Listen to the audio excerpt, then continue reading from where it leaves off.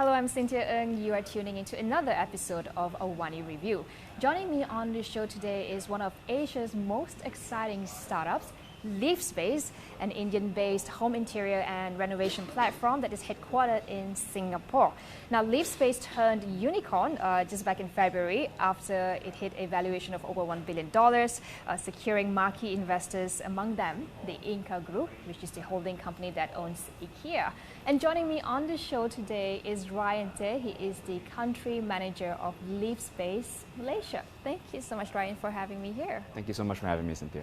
Certainly very exciting things happening with Livspace, and I understand that Malaysia is the third market that Livspace is in after India, its home base in Singapore, where it is headquartered. Can you talk to me about, maybe we can start with just understanding the Malaysian market and why did they choose Malaysia as its third country? Sure. I think, when you think about the industry as a whole, maybe before I talk specifically about Malaysia, it's a very fragmented kind of industry, and that leads to all kinds of challenges when you think about the customer experience, right? It's thousands of interior design studios, brands, manufacturers, other kinds of vendors. And what kind of happens, when we have a fragmented industry like this is it's incredibly difficult to standardize what the customer experience is like. It's incredibly difficult to provide any sort of predictability and insurance to what customers are going to get. This is especially more so, I think, in developing markets, where a lot of the industry is a little bit more traditional, a little bit more like someone's uncle is kind of doing the painting and the tiling and so on. So when we looked at Malaysia, I think all these market conditions were very much present. Couple that with the demand that we're seeing in the market post-pandemic, where a lot of people are realizing that their home environment is an incredibly sort of important one to sort of be comfortable in. And also then looking at the fact that Malaysia is a growing economy, and you get more and more people who are now upgrading your lifestyle, right? So all these sort of market conditions, I think, made it a perfect place for us to think about moving into and being able to provide a solution that will be able to address all these requirements. I do want to talk about the solutions a bit more, but you mentioned pandemic, and I'm just curious to know, personally, the pandemic had made me rethink about living space and working space, especially working from home for almost 2.5 years. How has that shaped the interior design and renovation industry? Based on your observation.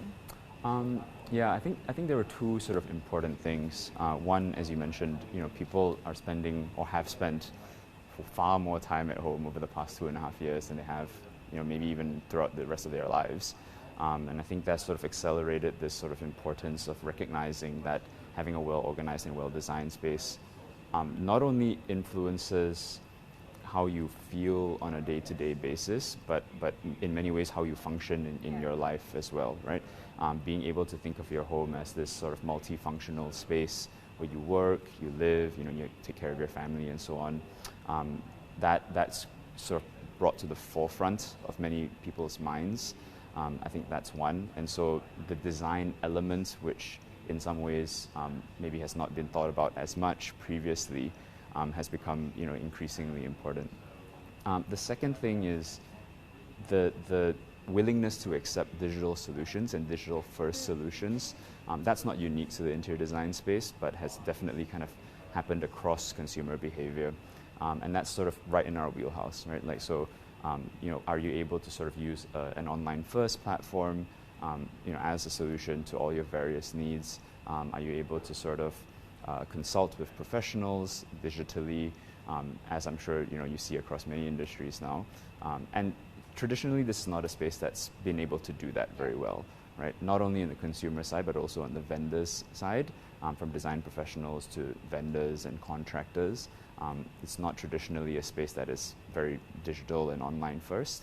And I think that's sort of where we were able to sort of bring our offering forward through our own sort of consolidated platform that brings all parties onto this digital first solution. So let's talk about that. Livspace aims to take the hassle out of home renovation and interior design.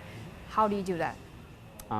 So I think as I mentioned earlier, the industry is really a few key players, right, to sort of create the ecosystem. There's the customer or homeowner, there are design professionals, and there's vendors of all kinds. Usually this connection happens in a very fragmented sort of way.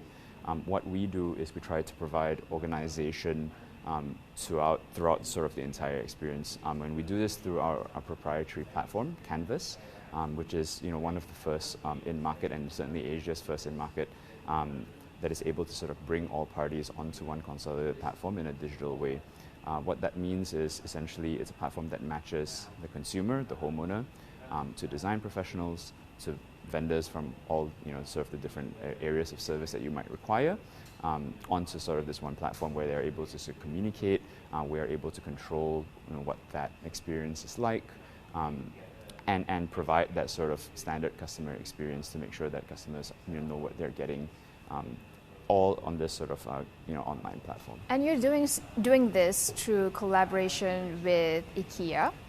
Can you talk to us more about that? And as a customer walking into IKEA and walking into Livspace, where collaboration is, how does it feel like, that journey, and Sure. what can one expect out of it? Sure. I think the Ikea partnership is an interesting one because that kind of opens up, what we call an omni-channel approach. So we, traditionally we started off as an online-first company. Ikea sort of gives us a bit of that offline presence as well. So when you walk into an Ikea store here in Malaysia, currently we're present in Ikea Cheras and Ikea Damansara. Similarly, in Singapore, we're present in all of the Ikea stores. There will be a Livspace kind of store within those stores. Right. As you walk in there, you'll be able to talk to one of our sales consultants or one of our designers who are constantly present in the store. So it's sort of a really easy experience where you walk in there, you have your floor plan, you can straight away do a consultation, which is absolutely free, about the needs and wants of your home project. All those details are then sort of captured onto our platform, and then the experience from there can happen either offline or online, kind of depending on what your preferences are. I think the main sort of benefit that this creates is this consolidated ecosystem that previously was a little bit missing, right? So if you walked into an IKEA store previously, there's lots of things you can do. There's millions of products that you can buy. There's a few services that are there. There's delivery service, there's assembly service, but there hasn't been this one consolidated sort of the renovation part of it. Yeah, exactly. And so that's kind of where Livspace comes in. If you're looking not only to buy products, but looking to complete your entire home, everywhere from various types of services, painting, tiling, custom furniture, all the way through furniture and decor that is completed by IKEA.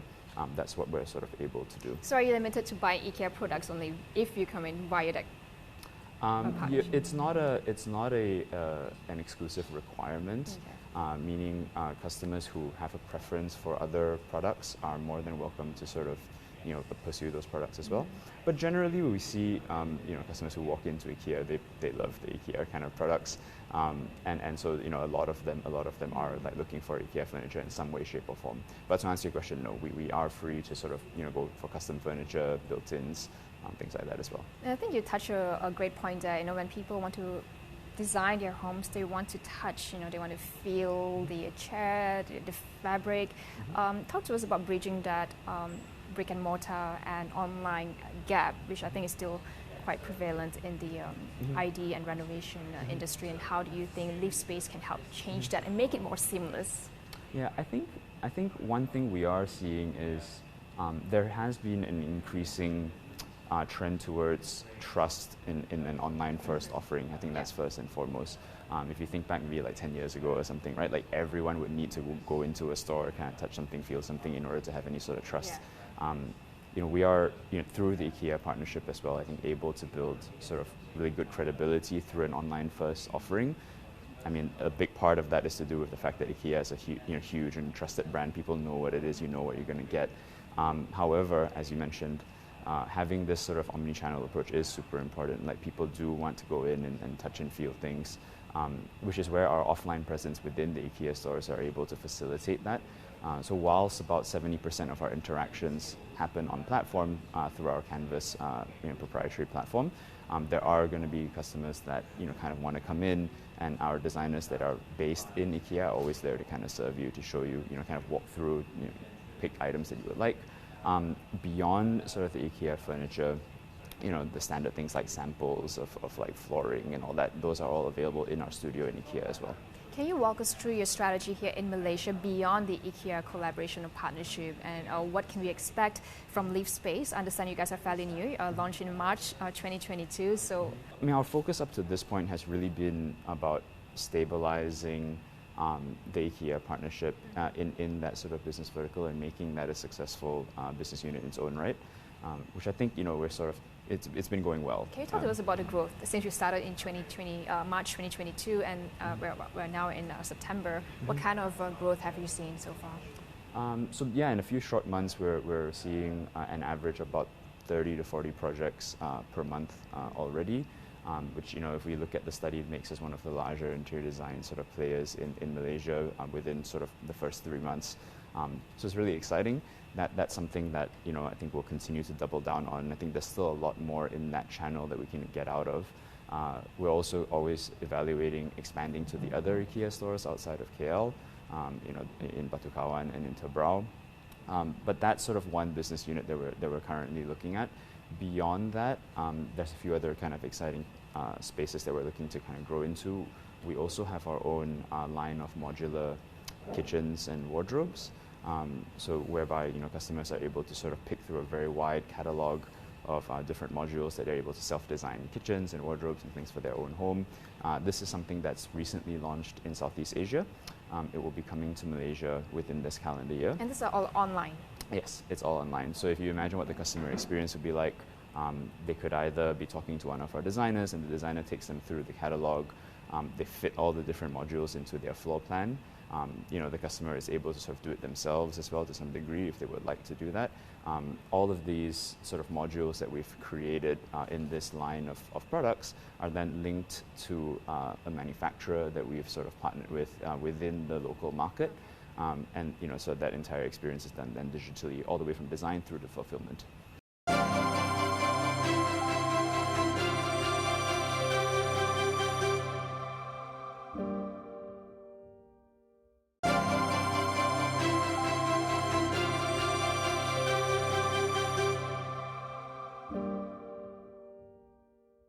I do want to talk about cost and the affordability factor, because Livspace is one of the things that the company is aiming to make it more affordable and accessible to customers. Cost is of course a big issue when it comes to renovation. There's always misaligned expectations, over budget. Can you talk to us about how Livspace is going to address that? So if you think about the issue with cost, I think there's two things, as you correctly pointed out. There's one on prices that are generally not as affordable as you would hope from a consumer perspective. And there's another which is about transparency and opaqueness in that sense. That generally happens, we believe, due to the market structure that had previously been existing. So if you think about the existing market structure, you've got thousands and thousands of small interior design studios, right? They don't have a lot of very stringent processes in place. So typically kind of what happens is you go to an interior design studio, you tell them what you want. They'll say, okay, cool, let me go and speak to my vendors and contractors. They'll get a quote back from them and they'll sort of add on whatever markup and service fee that they found, and then it kind of goes back to you. What happens there is, as a consumer, if you go to sort of 5 different interior design studios with the exact same requirements, you get 5 very different quotations, right? And this could vary in a huge sort of way. We take that away from, that problem away from the overall process, because at a platform level, we centralize all of these sort of services and vendors, right? So what that means is, on platform, we've got a huge panel of vendors from across different services, brands, furniture. And at the platform level, we sort of negotiate and set prices. So we are able to sort of be a little bit more of a price setter as opposed to be purely a price taker, which is kind of what you would expect in a small studio, right? So what that means is, regardless of whether you're talking to this interior designer or that interior designer amongst our hundreds and thousands of interior designers, you're going to get the same price because they're sort of extracting the price from the platform that has already been set. How much cheaper can you get compared to what the market price is? We are pretty confident that we can be competitive with the market price.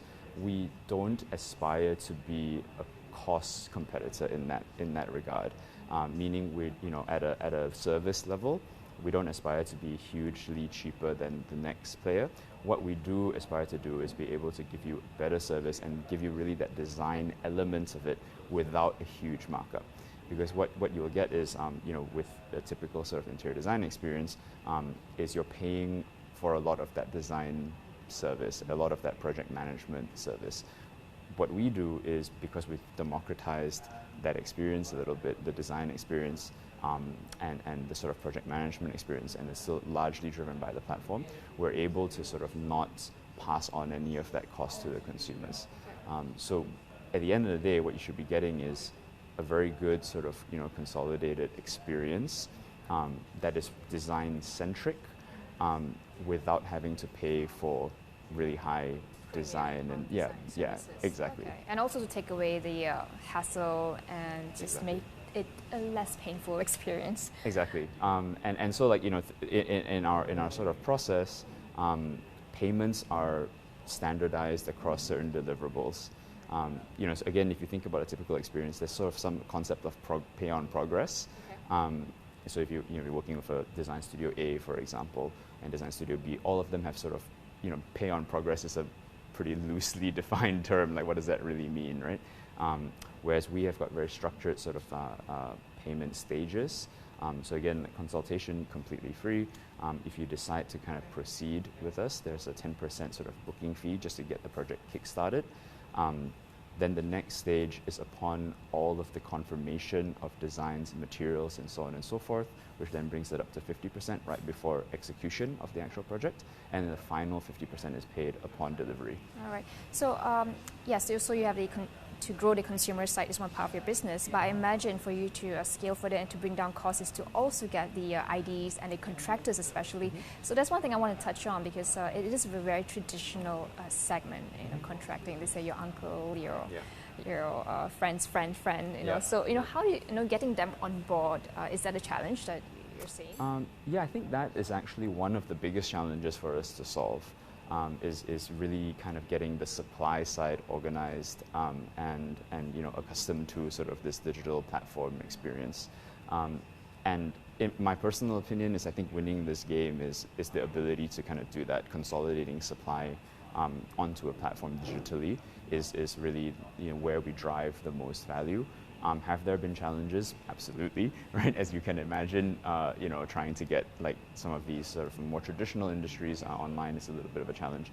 Having said that, overall, there's a trend towards this type of behavior, right? Like if you take Grab, for example, or Grab Food, they've been very successfully able to get all these sort of traditional merchants. I think another example is Carson, of course. Exactly. We spoke to Eric, and he says his initial challenge was to go to all these auto shops, like second-hand auto shops, just to convince them to try something that they've never heard before. Yeah, and I think if you make it as simple as possible and you can communicate the value to them, the behavior sort of comes quite naturally. And as a result of that, one of our key goals is not only to provide all these sort of benefits to the consumer, but really provide predictability and the ability to have income in a predictable manner to all these sort of service professionals, right? And as we're able to do that, all these benefits ultimately get passed on to the consumer as well. Okay. Talk to us about your growth plans for the Malaysian business. And I know you guys are pretty new, but what can we look forward to in the next year from Livspace Malaysia? Mm-hmm. So three things. One is we'll continue to double down onto the Ikea Partnership. I think this is something that we value deeply. Ikea as a partner has been fantastic. We have a very good working relationship, so we'll continue to grow that both in KL and eventually outside of KL as well. Secondly is our own sort of line of modular kitchens and wardrobes, which we'll be launching into market sometime this calendar year. And thirdly, I think we're always sort of exploring more opportunities in this sort of B2B kind of space, working with industry players such as rental management companies, property developers, to kind of figure out what kind of offering that we can bundle into their existing products to create a better value product for the market. So right now you're more focused on home residential spaces. Is workspaces something that your company is looking into as well? So home and residential spaces are really our bread and butter. In Malaysia, we have seen quite a few kind of projects come in workspaces and offices as well. It's not something that we have made a concerted effort on at this point in time, but naturally these have just come in one way or another. So we do have expertise in kind of doing up offices and workspaces as well. Internationally, we do have a business unit called Livspace for Business that kind of focuses on offices, retail, hospitality, and things. This is largely done in India at this point in time. It's a big business that we're kind of doing that. We've worked with multiple international brands in doing up all of their workspaces. So moving forward, is it something that we would introduce into Southeast Asia? We would definitely evaluate it and see. All right. Now, I do want to talk to you about sustainability, because over the years sustainability has become such a big buzzword within the design community. Many brands have jumped on the bandwagon to try to capitalize on it. I just wonder whether it's something that you're looking into in the entire supply chain for Livspace. Yeah, I think it is very important. Beyond interior design, but just globally, there's been an increased focus on sustainability and environmentally friendly practices. I think that business has a big role to sort of play in this as we sort of support the overarching narrative of what we can do to be more sustainable.